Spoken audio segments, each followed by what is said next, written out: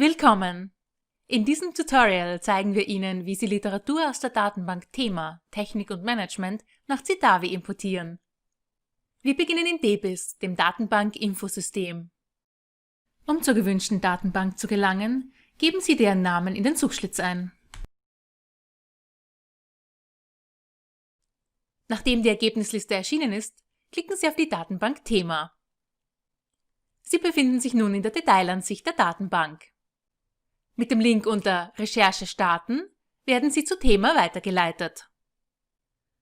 Um Ihre Literatursuche zu beginnen, wählen Sie bitte zuerst die gewünschten Datenbanken aus. Sie können auch alle Datenbanken wählen. Klicken Sie anschließend auf Auswahl übernehmen. Die Suchoberfläche erscheint. Als Beispiel suchen wir in diesem Tutorial nach dem Begriff Hohlwellenantrieb und klicken auf Suchen.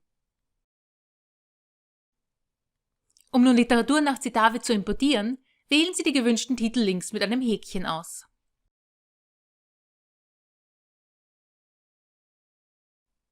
Um die Titel im richtigen Format exportieren zu können, ist es notwendig, zuerst auf Anzeigen zu klicken. Beachten Sie bitte, dass zwar bereits hier die Möglichkeit geboten wird, die Auswahl zu exportieren, das richtige Exportformat, RIS, aber nicht auswählbar ist. Wir klicken daher auf Anzeigen. Wenn Sie alle angezeigten Titel exportieren möchten, müssen Sie keine weitere Auswahl treffen. Rechts oben finden Sie nun die Exportmöglichkeit. Wählen Sie RIS aus dem Dropdown-Menü aus und klicken Sie anschließend auf Exportieren. Öffnen Sie nun die RIS-Datei mit Citavi. Wenn Sie Ihr Citavi-Projekt bereits zuvor geöffnet haben, erscheint darin nun ein Fenster, um die Titel der RIS-Datei zu importieren.